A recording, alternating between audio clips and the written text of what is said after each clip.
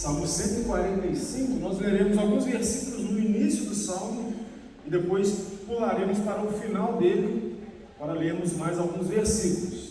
Eu vou aqui indicando a leitura e você, por favor, leia comigo. Vamos ler em uma só voz. Primeiro nós leremos os 3 primeiros versículos deste Salmo. Então vamos juntos? Exaltar-te-ei, ó Deus meu e Rei, bendirei o teu nome para todos sempre.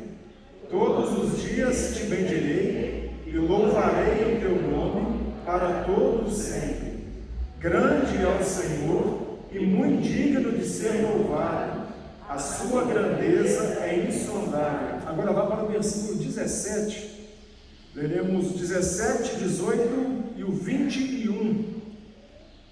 Justo é o Senhor em todos os seus caminhos, benigno em todas as suas obras. Perto está o Senhor de todos os que o invocam, de todos os que o invocam em verdade. 21. Profira a minha boca louvores ao Senhor, e toda a carne louve seu nome para todos sempre. Perto está o Senhor está aqui, irmãos. O nosso Deus está aqui no nosso meio. O nosso Deus está entre nós. O nosso Deus te guardou na noite que se passou e permitiu você levantar e estar aqui agora, na presença dele, na nossa presença humana, para juntos, como o Salmo fala, exaltarmos a Deus, bendizermos e louvarmos para todos sempre aquele que é grande. Grande é o Senhor e muito digno de ser louvado.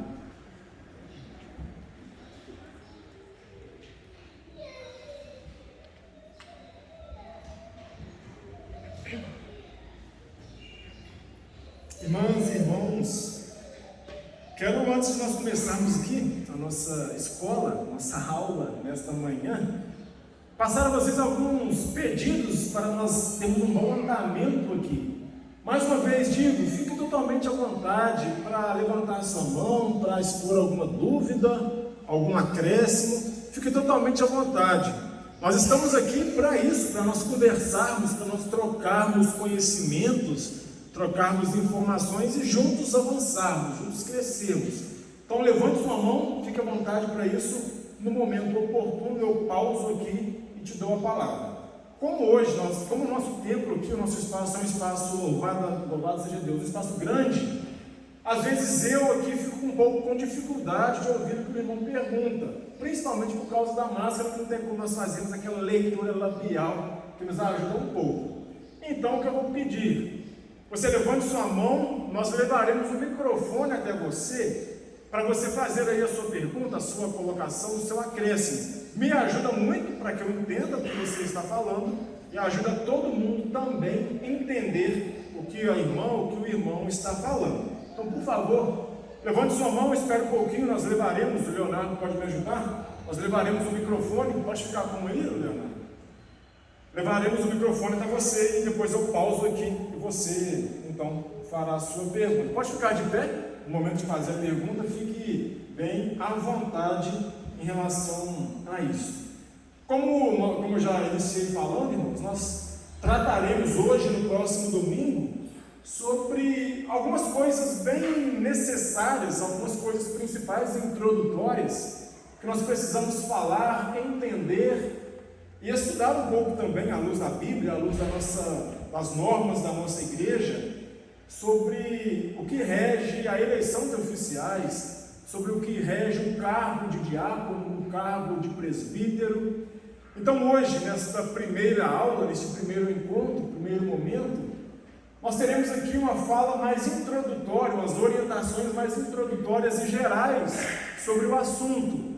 Na próxima aula, domingo que vem, dia 13, nós olharemos então especificamente para cada um dos cargos, presbítero, diácono, olharemos o que é que a Bíblia, o que é que a nossa Constituição requer, instrui a cada um desses cargos. Então hoje, de uma maneira mais ampla, mais geral, alguns princípios introdutórios. Na semana que vem, especificamente, olharemos para cada um dos cargos e assim vemos o que é que nós precisamos seguir, na hora de votar, e o que é que você, homem, precisa seguir, entender na hora de se colocar verdadeiramente à disposição para seguirmos, para participar da eleição, ser um possível nome a entrar como oficial da nossa igreja a partir de março, a partir do mês de março. Quero antes pedir que você feche aí seus olhos, nós faremos mais uma oração, colocando essa nossa aula diante do nosso Deus, colocando esse nosso momento diante de Deus. Vou pedir a Meire que faça essa oração, por favor, Meire. Senhor, nós queremos te agradecer, ó Deus, por nós podemos estar aqui hoje na tua casa, Senhor. Isso é um privilégio, Pai, que muitas vezes nós não damos valor, e quando não podemos vir, ó Deus, nós sentimos a falta de estar aqui. Quero te agradecer, Senhor, por esse dia, por cada pessoa que veio até aqui. Quero te pedir neste momento, Deus, que o Senhor possa estar abençoando o teu servo, que está aqui na mente espiritual. É um dia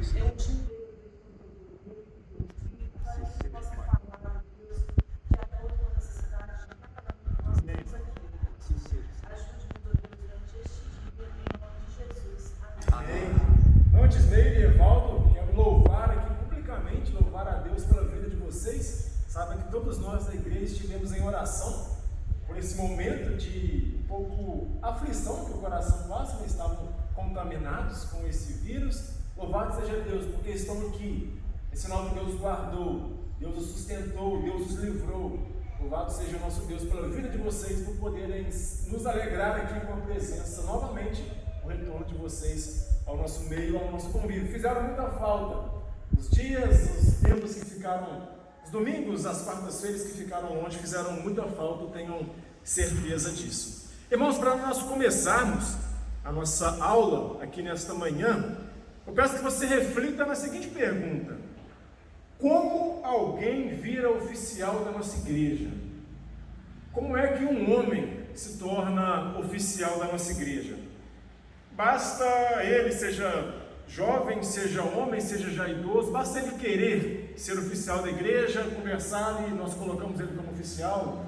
Basta ele ser bom, ter muitas boas qualificações, ter um estudo muito bom na vida profissional, ser uma pessoa boa, bem qualificada em várias áreas da vida, e então ele é um oficial da igreja.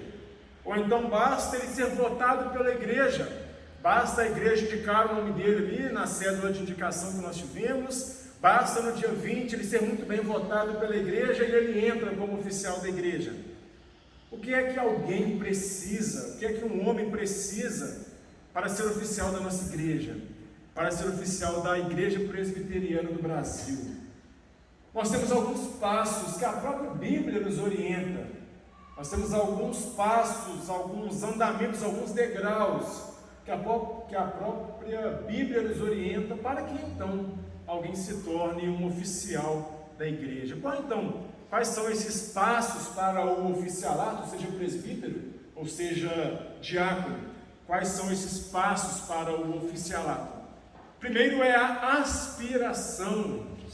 Primeiro é aspirar, é colocar para fora, é ter o desejo, manifestar para fora o desejo em ser, sim, um oficial da igreja. Isso não é errado, não. Isso de forma alguma é errado. Mas você, se tratando de oficiais, a gente sempre lembra daquele versículo que diz: se alguém aspira ao episcopato, excelente obra almeja. Não é errado não ter esse desejo. Não é errado colocar para fora, aspirar, levar para fora, manifestar ao outro, manifestar publicamente este desejo em ser um oficial da igreja, em ser o líder da igreja em alguma esfera. Isso não é pecado, não. Isso não é feio, isso não é errado. Às vezes, infelizmente, nós temos uma certa vergonha em manifestar ao outro, em aspirar, em colocar para fora esse nosso desejo. Desejo de ser um oficial, desejo de ser um líder em alguma esfera. Às vezes nós ficamos um pouco envergonhados de fazer isso, mas isso não é feio, isso não é errado, isso não é pecado, de forma alguma.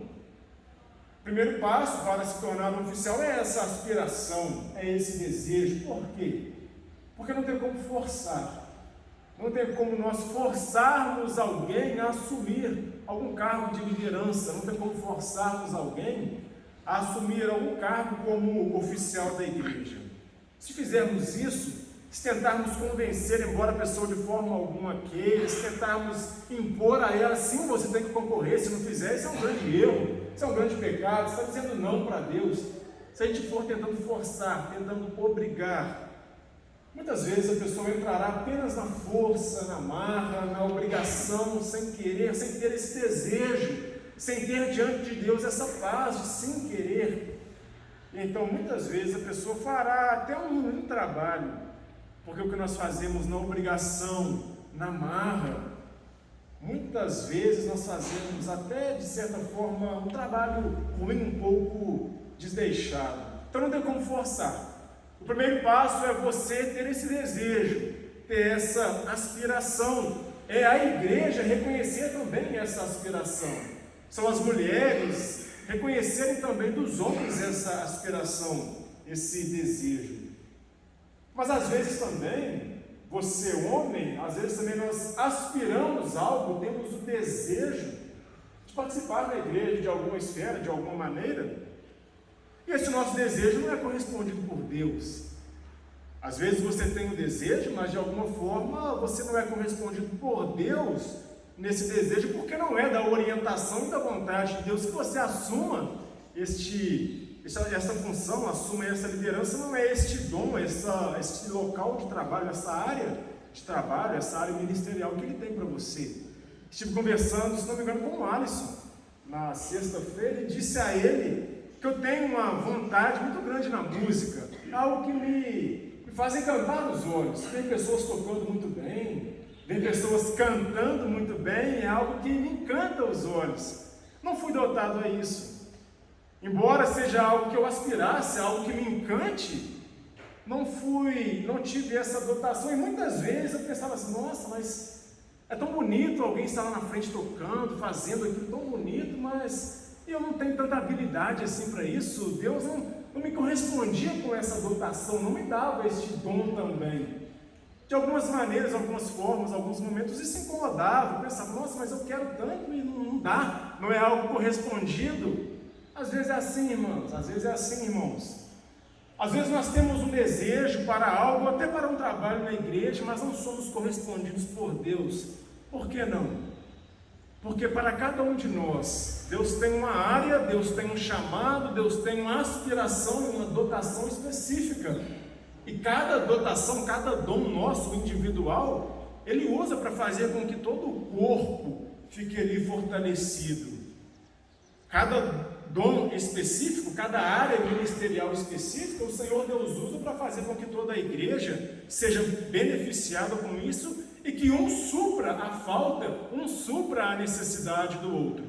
Se você não é um oficial, ele coloca alguém para ser, para suprir essa necessidade, mas você serve a ele em um ministério de louvor, você serve a ele na escola dominical, e assim toda a igreja vai sendo suprida de acordo com aquilo que o nosso Deus quer. Primeira coisa então é a aspiração voluntária, partindo dentro de você, mas também uma aspiração sendo correspondida pelo desejo e pela vontade do nosso Deus. Já o segundo passo é uma qualificação. A aspiração apenas não é suficiente. O desejo por algo, o desejo por servir em determinado cargo, em determinado ofício, apenas o desejo, apenas a aspiração não são suficientes. Se você, membro aqui da igreja, indicou alguém naquela nossa cédula de indicação, se você indicou alguém e durante a nossa conversa aqui hoje, durante a nossa conversa na semana que vem, você perceber que essa pessoa, que esse nome não tem a qualificação que o Senhor Deus requer que ele tenha, simplesmente se arrependa da indicação que você fez e não vote apenas na obrigação de ter indicado e ali então ter que votar. Qualificação bíblica que o Senhor Deus requer, qualificações que a Constituição da nossa igreja também requer para que haja alguém então empossado no cargo de oficiais.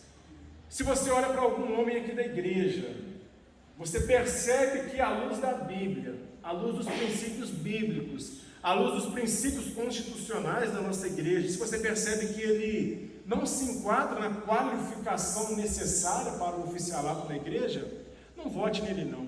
Não vote apenas por amizade, não vote apenas porque a pessoa quer muito ter esse cargo, não vote apenas por relações familiares, não vote apenas confiando que um dia a pessoa terá a qualificação a ela exigida, não vote apenas para agradar vontade humana, seja sua, seja vontade humana do outro.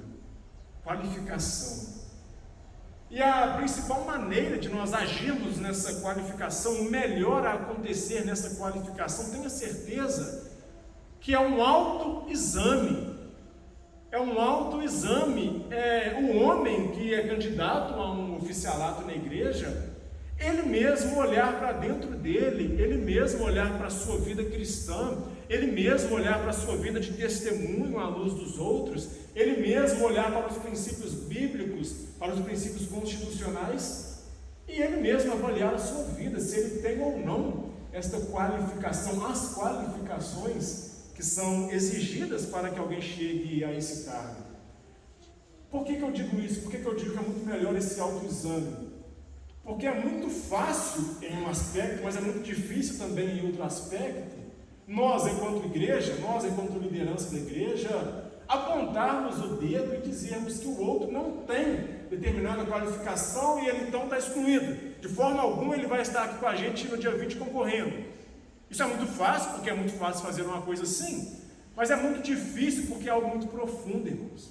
É algo muito profundo nós apontarmos para o outro dizendo o que é que ele faz, o que é que ele não faz, o que é que ele deveria fazer, o que é que ele não deveria fazer, como é a vida particular dele com Deus, como não é.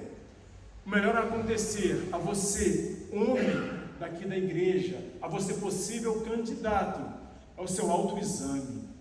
É você olhar para a sua vida diante de Deus, é você olhar para a sua vida diante da Bíblia, é você olhar para a sua vida relacional diante do testemunho dado a outros e autoexaminar se de fato você tem essa qualificação que biblicamente é exigida para que alguém chegue ao cargo de oficial. Também aqueles que não são candidatos, aquelas que não são candidatos, mulheres, os homens que não serão candidatos, adolescentes, jovens que não serão candidatos, também este autoexame é muito necessário, vendo se você está de acordo com aquilo que a Bíblia requer, votando com a consciência plena, pensando, entendendo quais são as qualificações bíblicas para que você tenha um voto, para que você exerça um voto biblicamente correto. Autoexame, o melhor a acontecer nessa qualificação. E depois então de ter a aspiração, depois de ter essa qualificação, nós chegamos ao exame. Ao exame tanto pela igreja, o exame que a igreja faz em momento de indicação, refletindo, pensando nos nomes possíveis para candidatos, para ver se essa pessoa realmente pode estar ali, tem a qualificação para estar ali, representará bem a igreja no cargo que a ela for confiada. O exame pela igreja primeiro, mas também um exame pelo conselho da igreja, que nós fazemos sim, este exame. Este exame do conselho da igreja é feito em forma de instrução e em forma de conversa, daqui a pouquinho eu falo mais sobre ele, mas também este exame, irmãos, é feito por Deus. Este exame também é feito por Deus, confirmando no seu coração, homem, esta vontade, este desejo, esta aspiração, a consciência tranquila sobre as qualificações. Este exame também é feito por Deus, confirmando na vida da igreja, na vida daqueles que votarão também, esta vontade em votar em determinado nome, em refletir biblicamente, corretamente, sobre tudo aquilo que deve ser refletido. Voltando aqui sobre o exame, que eu disse, do conselho, às vezes nós ficamos um pouco constrangidos, quando a gente pensa que o conselho vai avaliar o nosso nome, vai nos chamar para uma conversa, que o conselho vai nos chamar para ali interrogar algumas coisas, refletir algumas coisas. A gente fica um pouco constrangido, pensando o que é que vai sair ali naquela conversa. O que é que esse exame do conselho faz, irmãos? O conselho trabalha em cima de instruções, o conselho trabalha em cima de conversas, orientando aqueles nomes de candidatos naquilo que a Constituição da nossa igreja fala, requer, naquilo que a Bíblia fala e requer, É uma conversa, é uma instrução, levando você, homem, ao autoexame, levando você, homem, àquela autoavaliação. Por exemplo, o que é feito nesse exame no conselho da igreja? Um exemplo básico, pegando a nossa Constituição. Constituição da igreja, artigo 13, fala que para ser presbítero ou para ser diácono, é necessário que aquele homem tenha o prazo de 1 ano e como membro da igreja a qual ele estiver concorrendo a esse cargo. O conselho olha isso e avalia, então, na sua vida de relacionamento com a igreja, se você atende a isso. Outro exemplo, outro artigo da Constituição, diz que o presbítero e o diácono devem ser assíduos e pontuais no cumprimento de seus deveres, irrepreensíveis na moral, sãos na fé, prudentes no agir, discretos no falar e exemplos de santidade na vida. O conselho da igreja pega esse artigo e, conversando com você nessa instrução, então o exorta, o convoca, o ensina, o chama a sua atenção para esse compromisso que a Constituição da igreja quer do presbítero e do diácono. Então esse exame do conselho, essa conversa que nós teremos na próxima terça-feira, se você viu aí no boletim, nós teremos essa conversa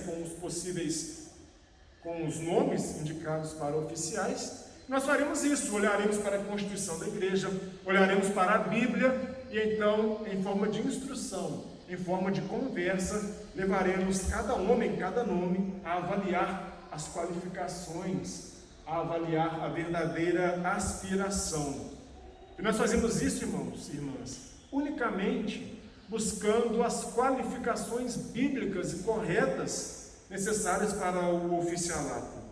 E essas qualificações não são para mostrar quem é bom e quem não é, não são para mostrar quem é melhor e quem é pior do que o outro, não são para mostrar quem pode mais e quem pode menos, é única e exclusivamente para proteger o rebanho do Senhor, proteger a igreja do Senhor, para que nós não tenhamos que nos próximos 5 anos de ofício lidar com pessoas que não têm as qualificações bíblicas exigidas, e isso certamente trará problemas à nossa relação enquanto igreja.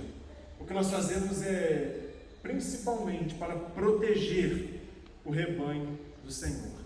E pense aí se essa imagem está certa ou errada, pensando em uma pirâmide de hierarquia.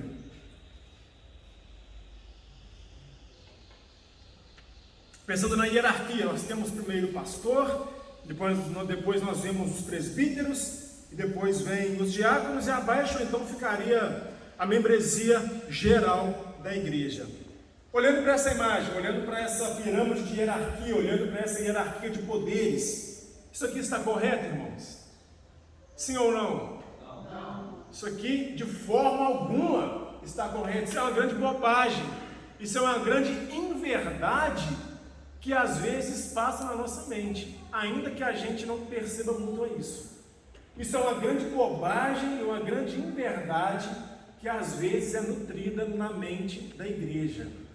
Pensando que primeiro tem pastor, depois presbíteros e depois diáconos. Ou o inverso, primeiro os presbíteros com o conselho, depois o pastor que fica subordinado e tentando agradar os presbíteros de toda forma, e depois então vem os diáconos. Isso é uma grande mentira, isso é uma grande inverdade que às vezes, até mesmo lideranças da igreja, embora não fale publicamente, não fale explicitamente, mas às vezes em ações, demonstram ter essa hierarquia na mente. O pastor às vezes pensando que ele é o maioral da igreja e lida com a igreja de uma maneira um pouco estranha, um pouco fria e até um pouco distante, pensando estar acima e todos são subordinados a ele. Da mesma maneira, presbíteros também, pensando às vezes estarem um pouco acima de diáconos, um pouco acima dos membros em geral da igreja, e lidam com eles de uma maneira até um pouco autoritária, um pouco incisiva demais, pensando que há uma hierarquia e que então eles estão acima. E os diáconos então, na mentalidade de alguns pastores, na mentalidade de alguns membros da igreja, então são aqueles do último cargo, são aqueles do último ofício, que exercem ali um ofício, mas que tem pessoas acima dele. Isso é uma grande mentira. Isso é uma grande inverdade e uma grande bobagem que às vezes nós vemos nas ações de algumas pessoas. E se nós olharmos para o papel, para o ofício daquele que nós afirmamos ser o cabeça da nossa igreja, o cabeça do nosso corpo enquanto cristãos, Jesus Cristo.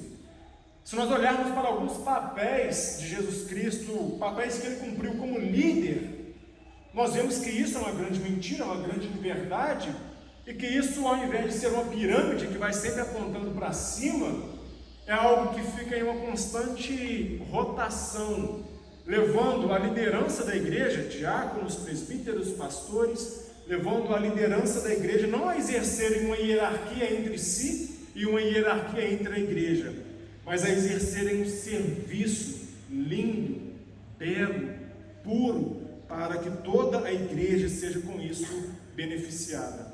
Primeiro, então, pensando nessa pirâmide, olhando à luz de Cristo como nosso cabeça, nós vemos que não há dentro dessa pirâmide aquela divisão entre os cargos ali, mas há um só corpo, todos juntos, englobados ali em uma mesma pirâmide, englobados em um mesmo corpo e todos juntos unidos para o mesmo propósito. Mas sim, há sim liderança, embora não seja essa liderança hierárquica em que um manda mais e outro manda menos, mas há sim liderança, que aqui fica simbolizada por aquele círculo vermelho lá em cima. E essa liderança, diferente de ser uma liderança que está acima hierarquicamente e então comanda todos os que estão abaixo, primeiro essa liderança, à luz do nosso cabeça, Jesus Cristo, é de fato líder, é de fato liderança, é de fato alguém que está como chefe de uma organização, chefe de um encontro de pessoas, mas que fazem isso não de uma maneira hierárquica, não de uma maneira para fazer valer o poder, mas fazem isso porque de fato é líder, porque de fato a liderança está sempre puxando para cima, sempre nivelando a coisa acima, para que haja crescimento na igreja, para que a igreja constantemente seja apontada para cima, porque segue o exemplo daquela liderança. E pensando primeiro nessa imagem como líder, há um livro que ensina lições preciosíssimas para a igreja, 9 marcas de uma igreja saudável. E este livro, pensando nessa primeira pirâmide da liderança, pensando como de fato um líder, como um chefe, diz o seguinte: Cristo mesmo ordenou muitas coisas, por exemplo, ele mandou que instruíssemos as outras pessoas, que ensinássemos como líderes aos outros o que é que têm que fazer. É evidente que os líderes da igreja, assim como quaisquer outros líderes, às vezes têm de mandar, têm de tomar decisões e assumir a responsabilidade. Mas embora a autoridade possa ser abusada, a autoridade em si mesma é uma coisa boa e podemos recuperar um respeito piedoso pela autoridade se a exercermos com prudência. Irmãos, o cristianismo sempre afirma a necessidade de autoridade, sempre afirma a necessidade de liderança e sempre afirma a necessidade de submetermos a lideranças e às autoridades às quais estamos sujeitos. Por exemplo, Jesus Cristo, você se lembra do episódio em que ele diz sobre César, reconhecendo aquela autoridade social e dando a ele a credibilidade que em um momento, em um grau, aquela autoridade tinha. O cristianismo sempre reconhece a autoridade e a liderança no lar, e o cristianismo também reconhece a autoridade e a liderança na igreja, para que a igreja, exercendo uma liderança bíblica à luz de Cristo, seja exemplo para a liderança ao redor da sociedade. Liderança essa que nós vemos que está tão corrompida, tão influenciada por coisas más, coisas ruins. Liderança na igreja, cargos de liderança na igreja, devem servir também para ensinar a sociedade que nos observa constantemente uma maneira sadia, uma maneira bonita, uma maneira bíblica de respeito, de liderança que aponta sempre para cima, sempre puxando o povo para cima, para que todos apontem para o mesmo alvo. Mas se nós temos esse primeiro triângulo, a liderança que aponta para cima, nós temos também um só corpo, simbolizados ali pelo mesmo triângulo, mas que agora, com a sua liderança simbolizada pelo círculo vermelho, essa liderança puxa à frente. Essa liderança sempre aponta também à frente, sempre puxa à frente. Isso representa que a liderança sempre deve estar à frente, no sentido de tomar a iniciativa, no sentido de dar exemplo. Muito da liderança envolve o dar o exemplo e tomar a iniciativa.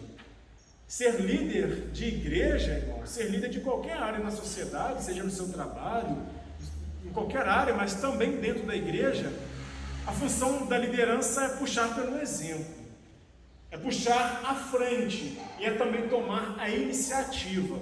O oficial de igreja, o líder de igreja é aquele que vai à frente, é aquele que toma a iniciativa, é aquele que fica atento às necessidades, toma a iniciativa para atender aquilo que é necessário. É aquele que puxa à frente pelo seu exemplo, nivelando sempre a coisa por cima, para que através do seu exemplo, todo o corpo, todo o rebanho, toda a igreja, seja também puxada à frente, para que ela sempre esteja avançando e caminhando para mais perto de um alvo específico. Mas há também um outro aspecto, em que todo o corpo, e não naquela divisão hierárquica, mas que todo o corpo precisa da liderança que não fica apenas à frente, mas que também vá em um aspecto para trás de todo o corpo, fica um pouco atrás de todo o corpo, no sentido de suprimento, no sentido de suprir as necessidades. Isso recorda o aspecto em que a liderança de igreja, toda a liderança, diáconos, presbíteros, pastores, toda a liderança de igreja, há nela um aspecto de suprimento. Muito do que é feito na boa liderança consiste em trabalhar estrategicamente para dar forma, ênfase e liberdade à obra que os outros são chamados a realizar. Liderança de igreja é aquela que supre, é aquela que dá o suprimento das necessidades que toda a igreja precisa para caminhar no exercício cristão, para caminhar na vida cristã. Liderança de igreja é aquela que olha as necessidades e está sempre pronta, sempre apta, sempre disposta a suprir professores de escola dominical, a suprir mulheres que têm liderança em vários aspectos, a suprir todo o corpo da igreja, para que todo o corpo tenha o material, o suprimento necessário para exercer um ótimo trabalho em prol de uma mesma obra. Mas em um último aspecto, a liderança que às vezes, como coloquei naquela primeira pirâmide, a gente pensa que há uma hierarquia, que há ali uma divisão que sempre aponta para cima, um querendo sempre chegar no cargo mais alto, à luz de Jesus Cristo. Essa liderança também fica no ponto possivelmente mais baixo dentro de uma pirâmide, que é a ideia do servir. É a ideia do servir e do mostrar serviço. E este, irmãos, talvez seja o mais distintivo tipo de liderança cristã. E nós vemos esse exemplo muito plenamente realizado na vida do nosso cabeça, do nosso mestre Cristo Jesus, que sendo ali dentro do seu rebanho, sendo ali dentro daqueles que estavam caminhando com ele, sendo dentre eles o mais distintivo, que tinha um destaque muito maior pelo que era e pelo que fazia, pelo que ensinava e falava, mas sendo aquele que mais servia e mais ensinava o servir. Liderança de igreja que em algum aspecto não serve ou não gosta de servir, ou acha que não precisa servir a todos os outros, repito, todos os outros, independente de quem seja, não é de fato liderança da igreja. É alguém que está em um cargo, é alguém que está em um oficialado, buscando o seu benefício, buscando a sua vontade própria. Liderança à luz de Cristo Jesus é de fato um líder, um chefe, está sempre à frente, está sempre com o suprimento necessário e está sempre disposta ao servir. Adiel, ô Leonardo, por favor, você leva o microfone ao Adiel. Pastor, eu fiz um curso de liderança uma vez com o pastor Anderson, e ele colocou nos pontos o seguinte: as pessoas ficam felizes quando o líder chega ou quando o líder sai, né? Esse é um ponto muito debatido lá, porque Muitas vezes, quando a pessoa chega em determinado local, né? Muitas vezes é questionado, às vezes a pessoa naquele determinado local sai, traz um ar de, opa, graças a Deus, a pessoa, né? Então, o ponto foi muito discutido nesse curso lá no período. Sim. Né? A pessoa gosta do líder quando ele chega ou quando o líder sai. Algo a refletir sobre qual é a relação da liderança com os seus liderados, com aqueles que estão juntos servindo, mas que estão também em uma posição de liderados. Vocês já me responderam essa pergunta? Há hierarquia entre os cargos? Olhando para aquela pirâmide, vocês responderam que não. Há um melhor do que o outro? Há um melhor e o outro pior? Também não. Há um que manda mais e há um que manda menos? Há um cargo que manda mais e há um cargo que manda menos e apenas obedece? Também não, de forma alguma. Há uma decisão da Igreja Presbiteriana do ano de 1972, mas que ainda está em vigor, e diz que, observando a constituição da Igreja, o presbiterato e o diaconato são duas vocações distintas, diferentes, mas que são duas vocações sem qualquer relação hierárquica. Então são sim duas vocações distintas que atuam em áreas distintas, em áreas diferentes, mas não há qualquer relação hierárquica entre essas duas vocações distintas. Isso de que um manda mais, um manda menos, isso de que um é melhor, o outro é inferior. Repito, isso é uma grande inverdade, isso é uma bobagem que às vezes é nutrida em nossas mentes. Outra inverdade: os oficiais mandam na igreja e ao restante da igreja que não é oficiais, resta apenas obedecer e seguir todas as ordens que eles tomarem e fazerem isso de maneira quieta, porque são eles quem mandam na igreja.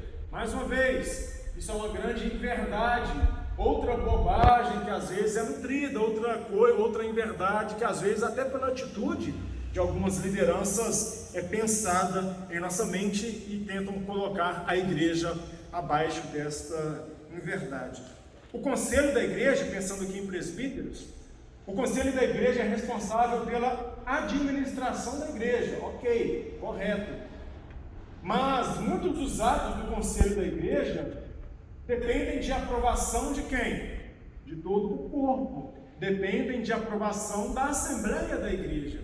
Isso mostra então que em um aspecto não cabe ao conselho, não cabe aos presbíteros e a pastores a palavra final, a ordem final. Eles mandam e todo mundo quieto obedece. Mas há uma subordinação em alguns casos à assembleia para que a igreja pense, para que a igreja vote, para que a igreja defina então o que é que deverá ser tratado. Um exemplo disso é a nossa eleição. Não é o conselho que manda na igreja e determina quem será o presbítero, quem será diácono, quem irá vir à frente no cargo de liderança e quem não vai. A igreja é que faz isso por meio de votação, por meio de assembleia. Além disso, há um outro artigo da nossa Constituição da Igreja, artigo 50, que diz, falando sobre oficialato, mas nesse caso específico sobre os presbíteros. Presbítero é representante imediato do povo, pelo povo eleito, para zelar pelos interesses de quem? Da igreja, zelar pelos interesses da igreja a que pertencer. Percebe então que não é um poder autoritário, mas é um poder representativo. Presbítero está onde está, presbítero exerce a liderança que exerce, não por um poder autoritário, mas por um poder delegado a ele, algo representativo, estando ali única e exclusivamente eleito pela igreja para zelar pelos interesses da própria igreja a que ele pertencer. Por que é que eu estou dizendo isso? Vou pedir a essas duas fileiras, esses dois grupos de bancos, que abram em 1 Coríntios 4, e a essas outras duas fileiras, peço que abram em 1 Pedro 5. Primeiro, um lado, 1 Coríntios 4, o outro lado, 1 Pedro 5. E a prova por vossa causa, para que por nosso exemplo aprendais isto, não ultrapassar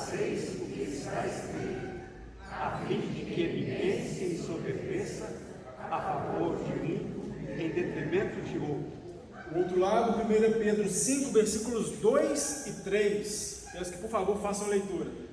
Pastoreai o rebanho de Deus, que há em vós, não com constrangimento, mas espontaneamente, como Deus quer, nem por sorte da ganância, mas de boa vontade, nem como dominadores dos que foram confiados, antes tornando os modelos do rebanho. Percebe que ambos os textos falam sobre o modelo, sobre o exemplo.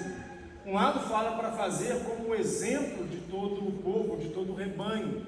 O outro texto diz para pastorear como Deus quer. E esse pastorear aqui não tem a ver com a figura apenas específica do pastor da igreja, tem a ver com aqueles que exercem a liderança e também cooperam, também são pastores, também cooperam como uma extensão do ministério do trabalho pastoral. Fazer isso como Deus requer, versículo 3, não como dominadores dos que vos foram confiados, antes tornando-vos modelos do rebanho. Não como dominadores, mas como modelo. Fazei pelo exemplo como um modelo para aqueles que estão olhando para vocês. Percebe a força da expressão? Não como dominadores daqueles que confiaram em vocês, daqueles que estão sob suas mãos. Não como dominadores, mas como modelos, como exemplos. Infelizmente, irmãos, olhando para alguns casos de liderança, e aqui eu de forma alguma eu falo dessa igreja, afinal sou novato aqui, então não conheço casos específicos, fico à vontade para falar sem que seja mal interpretado, porque não tenho o vínculo para jogar talvez aqui conversas um para o outro, não conheço casos específicos, fico à vontade para pegar exemplos da minha mente, exemplos de fora daqui.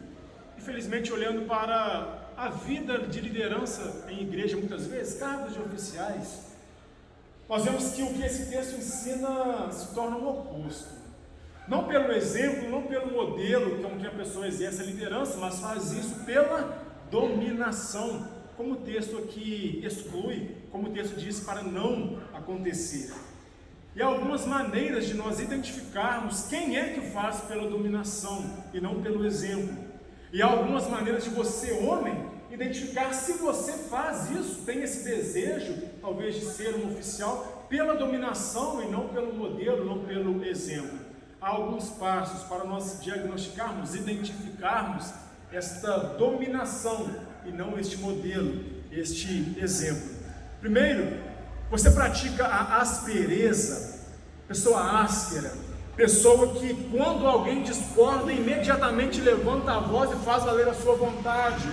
Pessoa que não tem o tato, não tem o diálogo, não tem a acessibilidade, não tem a abertura com que o cargo de liderança requer. Você, homem, você é uma pessoa áspera, pratica essa aspereza. Você, mulher, você, adolescente, ao olhar para os homens que concorrem à eleição, você vê neles essa aspereza, pessoa difícil de lidar, pessoa que apenas faz valer a sua vontade, pessoa que quando é contrariada, discorda, briga, fala mais alto, fica brava. Há essa aspereza. O segundo passo, você, homem, tenta manter sempre o controle. Você, mulher, observa este homem que ele sempre tenta manter o controle de tudo. Sempre tenta, não se importa com o outro, não se importa em ouvir o outro, não se importa em ceder em alguns passos, em alguns aspectos, para adequar a vontade de um outro, a vontade de uma maioria. Este homem, este possível oficial, sempre tenta manter o controle, fazendo mais uma vez valer a sua vontade, fazendo mais uma vez valer o seu plano. E há também uma outra maneira de nós identificarmos essa dominação. Você, homem, evita reconhecer o seu pecado, você evita reconhecer a sua falha. Você, mulher, olha para este homem e percebe que ele é um homem que sempre busca esconder a sua falha, esconder o seu pecado, porque quer sempre com isso se mostrar um pouco mais elevado, um pouco mais moral, um pouco melhor do que o outro, julgando o outro, achando-se melhor que o outro, achando que constantemente pode apontar o dedo e dizer ao outro em que é que ele falhou, em que é que ele errou, porque eu não faço. há esta vontade de sempre esconder o pecado, sempre esconder a falta. O modelo bíblico, como nós lemos, não é ser oficial na marra, na dominação, no grito, na vontade, mas ser oficial no exemplo. Ser um líder no modelo, ser um líder que é modelo para todos os outros, ser um líder que é modelo para todo o rebanho. Na hora de você refletir se realmente quer concorrer a esses cargos, na hora de você votar nas pessoas que concorrerão a esses cargos, você vai observar o exemplo, você vai observar o modelo, você vai observar aquilo que a pessoa é, o que ela demonstra ser, o que ela faz. É exemplo, é modelo. Você vai observar os frutos. E você, por favor, não vai votar na dominação, na marra, porque fulano é amigo, é colega, é chegado, porque a pessoa foi indicada, eu indiquei a pessoa, mas embora agora eu reconheça que não dá, mas eu indiquei, eu tenho que votar. Observar exemplo, observar modelo, observar frutos. Há um salmo muitíssimo conhecido por nós, não vou pedir para você abrir, nós lembraremos o texto, Salmo 23. Salmo 23 nos traz uma figura muito bonita, uma figura interessantíssima, que é a figura de um pastor. A figura de um pastor, ele começa dizendo: o Senhor é o meu pastor e nada me faltará, e começa falando o que este pastor faz. E chega um momento em que o Salmo diz: tu sempre estás comigo, o teu bordão e o teu cajado me consolam. Pensando na figura pastoral, você se lembra do cajado, que muitas vezes é representado, nós conhecemos como uma vara reta, mas que chega na ponta e faz uma curva, algo que faz uma curva para que haja ali uma maneira mais fácil do pastor manusear aquele cajado, tem uma curva e então acaba sendo uma vara reta.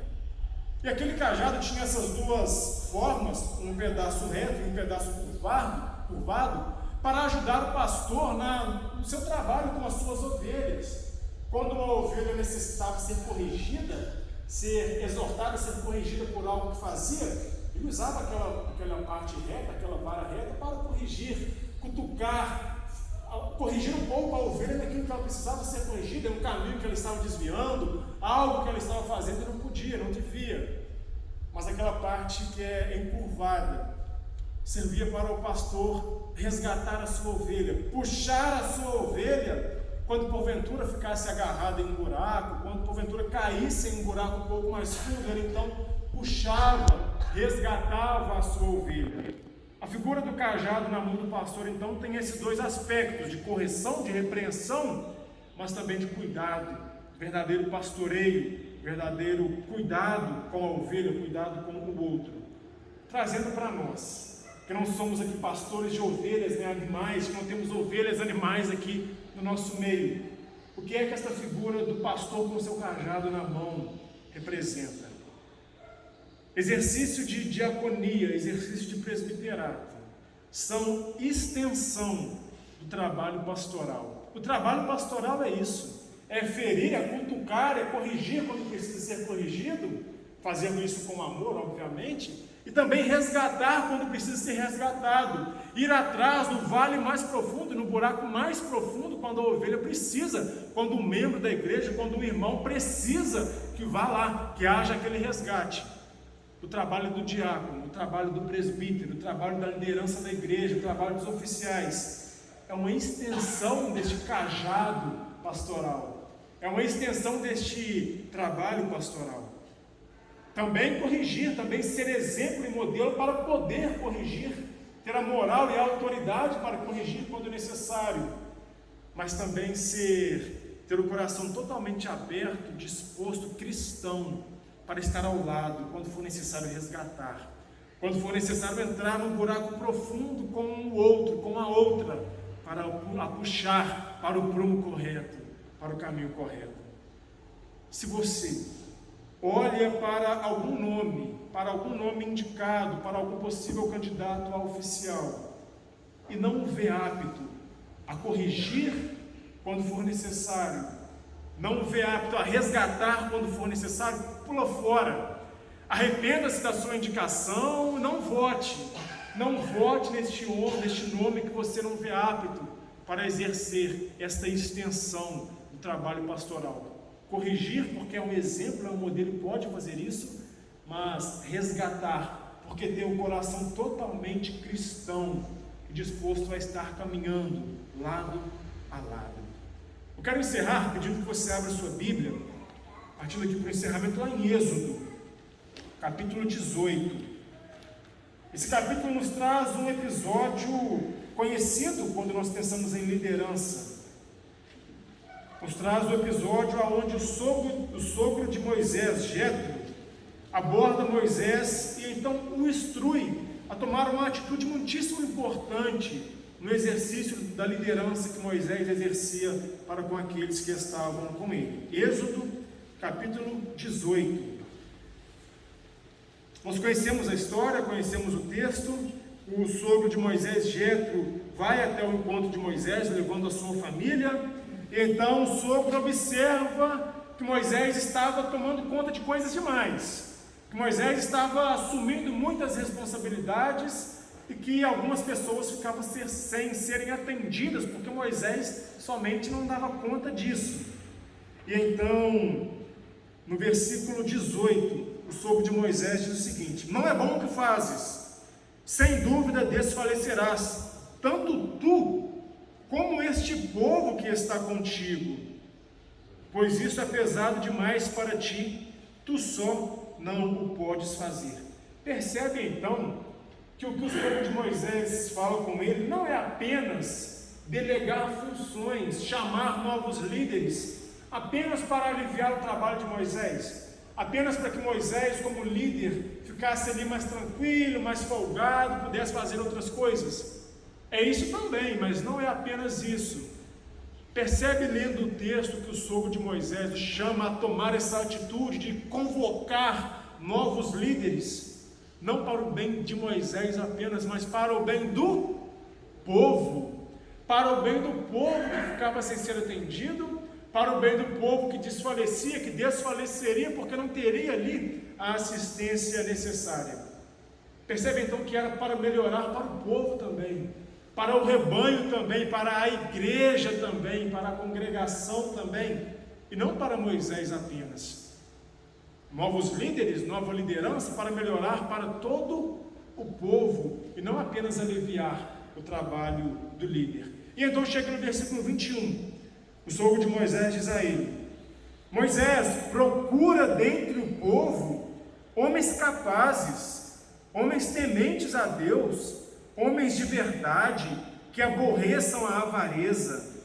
Põe-nos sobre eles por chefe de 1000, chefes de 100, chefes de 50 e chefes de 10.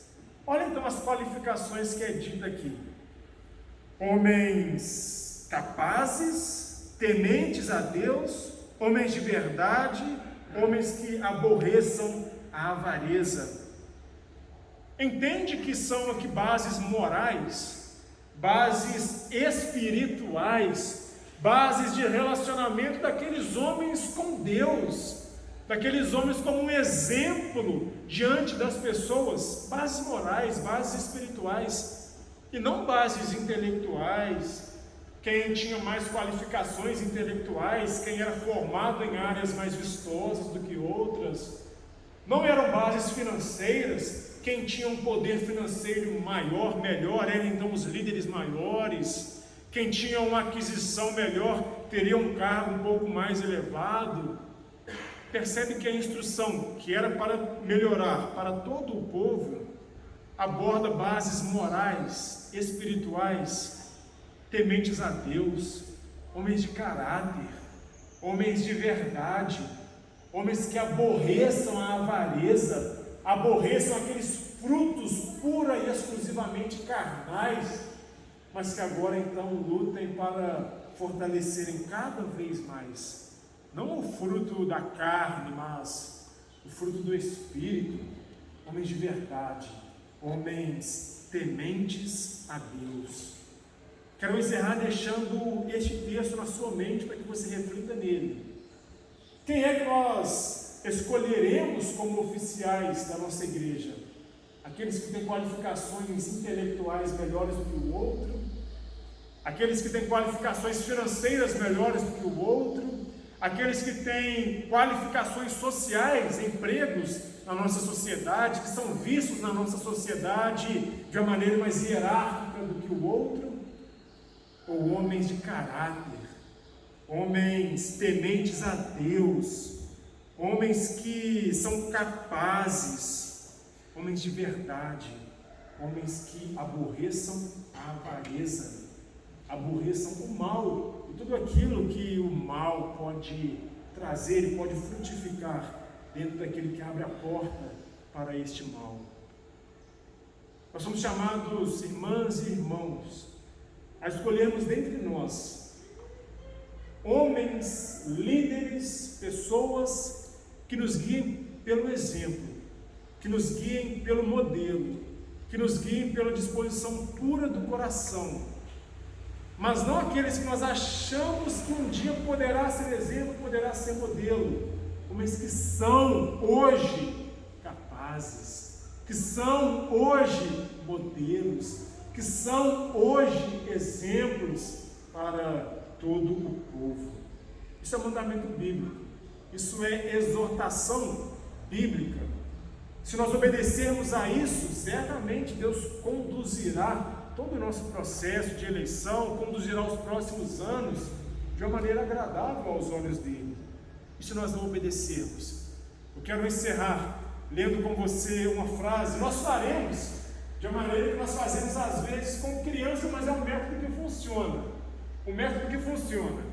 Nós repetimos e depois isso acaba entrando na nossa mente. Então, primeiro as meninas, as mulheres lerão essa frase. Vamos lá? Se obedecermos a palavra, Deus abençoará a igreja nos próximos 5 anos. Se brincarmos, colheremos o fruto da nossa brincadeira. Agora os meninos, os homens lerão comigo. Se obedecermos a palavra, Deus abençoará a igreja nos próximos 5 anos. Se brincarmos, colheremos o fruto de nossa brincadeira. Todo mundo junto. Se obedecermos a palavra, Deus abençoará a igreja nos próximos 5 anos.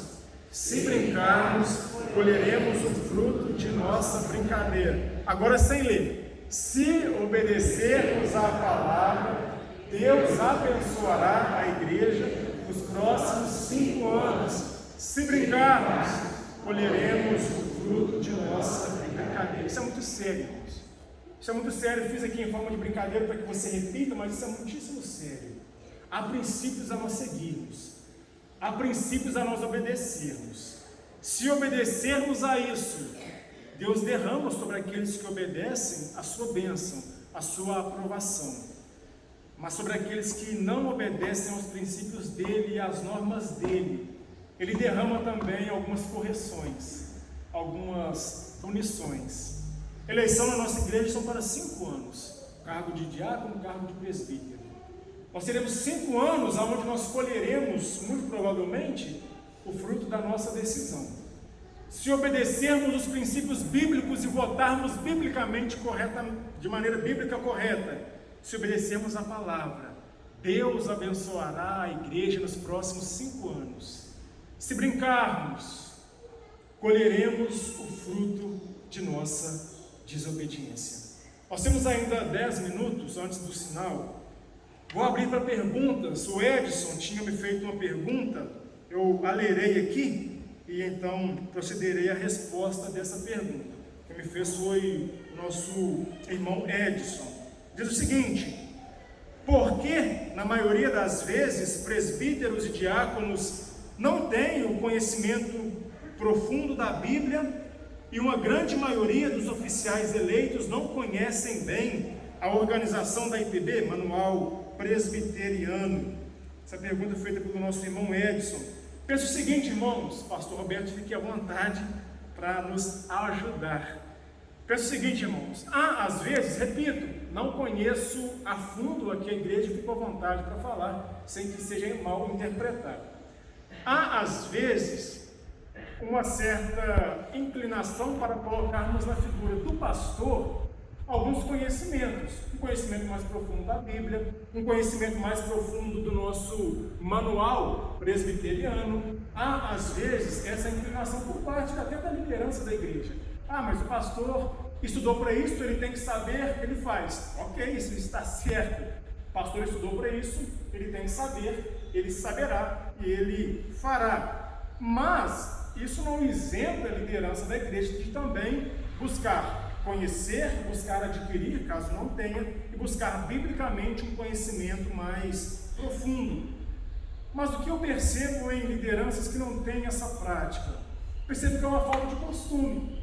Percebo que é uma falta de costume, e sendo uma falta de costume, se torna algo um pouco mais fácil de nós trabalharmos, porque aí parte do pastor também o incentivo a esse costume, para que toda liderança conheça o que trabalha, para que toda liderança conheça também o que trabalha. Então percebo que há uma falta de costume. Às vezes acostumamos em depositar a figura do pastor um certo conhecimento a mais, e isso não é errado, mas temos o costume de então às vezes nos isentarmos do nosso compromisso também de buscar conhecimento, buscar aprofundar um pouco mais por conta disso. E é necessário o esforço individual, é necessário a vontade pessoal para que haja essa busca da parte de todos por este conhecimento um pouco mais aprofundado. Eu acho que pensando nisso, há um ponto central para nós avaliarmos. O ponto mais central não é ter ou não ter o conhecimento constitucional, o conhecimento bíblico. O ponto central não é se você tem, se não tem, se a liderança da igreja hoje tem, se não tem. Mas hoje, o que é que procuraremos ter? Hoje, tendo ou não tendo, o que é que você fará? O que é que você como líder fará? Continuará sem ter, caso não tenha o conhecimento, o esforço para ter? Continuará sem ter ou fará diferente? Entenderá a necessidade, entenderá que todos somos pastores do rebanho, entenderá que segue pelo exemplo, segue pelo modelo, e então procurará proceder de maneira diferente. Então, deixo isso, o ponto central não é se tem hoje, se não tem o conhecimento necessário, mas a partir daqui, você como líder, você como possível oficial, terá a disposição em adquirir esse conhecimento, em buscar conosco crescer diante desta sabedoria? Abro para caso mais alguém queira fazer mais alguma pergunta. Pastor, Sim. só comentando, eu acho que quando a gente não sabe a Constituição e não aprendeu, não se faz isso com uma sabedoria, a gente quando vai liderar, o que se pode acontecer? Às vezes eu posso ir pela ideia do outro porque eu não conheço. Exato. E isso é muito ruim dentro do conselho, porque às vezes não é uma posição que eu estou sentindo, mas porque eu não conheço, eu posso ir pela ideia do outro.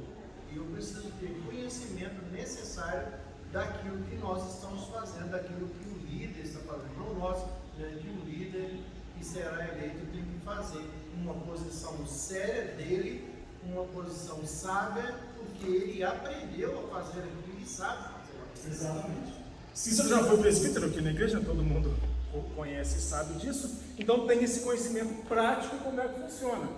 Às vezes, quando não se tem o conhecimento necessário, em algum problema, em algum empecilho que a gente encontra, temos que tratar disso constitucionalmente. Quando não se tem também os princípios bíblicos na mente para tratar de algumas situações que vêm à liderança, como o Cícero disse, às vezes somos inclinados a nos aquietarmos e deixar o outro falar. E a gente apenas dá um veredito, né? A gente apenas referenda, confirma o que o outro falou, afinal ele falou bonito, então é isso mesmo, tá beleza, tá tudo certo. Então há essa necessidade, irmãos.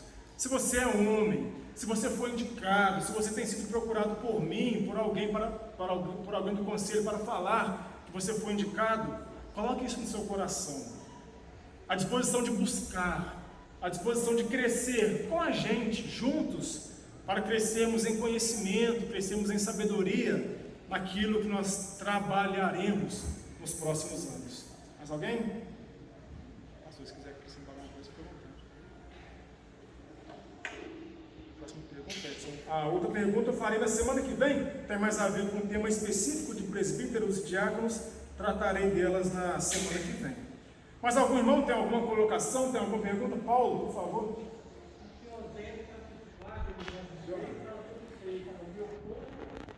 Está sendo destruído pelo falta de conhecimento. Oséias 4, verso 6. Sim. Paulo está lembrando, irmãos, do texto de Oséias, que diz, naquela situação, o povo de Israel, que o povo estava sendo destruído, porque lhes faltava conhecimento. Aquele povo tinha instruções do conhecimento, era falado a eles, mas aquele povo negligenciava o conhecimento que eles ouviam e negligenciavam ou aprofundaram um pouco mais naquele conhecimento. E fazendo isso, o povo perecia, o povo sofria, o povo, a imagem do texto trata de destruição, porque lhes faltava o conhecimento e a disposição em seguir o conhecimento adquirido e falado. Evaldo, por favor. Quando a gente vê os princípios, né, que foram apresentados, que a Bíblia fala lá do homem ser irrepreensível, né, escolher homens justos, mas a gente precisa lembrar que os oficiais, tanto os homens, qualquer um de nós, membros da igreja, somos pecadores, temos falhas, né, e todos têm falhas, e a gente não vai achar uma pessoa santa para ser oficial, né? A gente tem que reconhecer que às vezes nós temos essa mania de, fulano foi porque ele fez isso, e começa a achar que eu sou santo, né? Não pode ser um oficial. E é claro que se nós formos procurar uma pessoa perfeita, nós vamos achar, porque Jesus escolheu seus discípulos com pessoas, né, pescadores, homens letrados, que tinham problemas, que tinham dificuldades, que tinham defeitos, mas que se colocavam à disposição para fazer, Deus capacitava eles, né? Claro que nós precisamos observar esses princípios que a Bíblia, mas também compreender que nós, tanto os pastores, presbíteros, diáconos, qualquer um de nós, somos sujeitos a falhas, temos defeitos, né? Eu não vou achar a pessoa perfeita para ser um oficial. Mas, boa colocação, Evaldo, obrigado. Na semana que vem, olhando especificamente para cada cargo e o que a Bíblia fala dos cargos, nós olharemos para umas listas que a Bíblia tem, muito grandes, muito difíceis de serem seguidas, que fala que o presbítero não pode, deve ser, tem uma lista bem grande, difícil demais de seguir. Se a gente pegar aquilo, olhar à risca, a gente pensa assim, nunca acharei pessoa capaz. O que o Evaldo disse, liderança de igreja é composta por seres humanos, pessoas falhas. Contudo, nós não podemos nos acomodar com nossas falhas e com nossos tropeços. Não podemos nos acostumar com o fato de não termos ali uma qualificação necessária. Não podemos nos acostumar com isso. A nossa busca é uma busca pela perfeição, é uma busca pela santidade. Mas acontece algo muito difícil, Evaldo, acontece algo muito difícil que nós, enquanto igreja, eu incluo, todos nós, enquanto igreja, não somos acostumados a lidar com erros públicos da nossa liderança. Quando nós vemos um líder, presbítero, diácono, pastor, com um erro, com um tropeço, com uma falha que se torna pública, que chega ao seu conhecimento, nós não somos acostumados a lidar com isso. E a maneira com que nós temos de lidar com isso é desqualificar totalmente a pessoa, desqualificar totalmente o seu cargo. Afinal, teve aquele tropeço, isso é inadmissível. Somos seres humanos, somos homens. Repito, não podemos nos acostumar com os nossos erros, com os nossos tropeços e com as nossas falhas, mas temos que passar a ter um olhar para o outro, para a nossa liderança, com aquele olhar do cajado, repreendendo, instruindo a ela quando ela sim errar, tropeçar, falhar, mas também tendo uma ponta de misericórdia para resgatar a ela o seu cargo, resgatar a ela a sua busca pela santidade, quando assim for necessário. Rodrigo?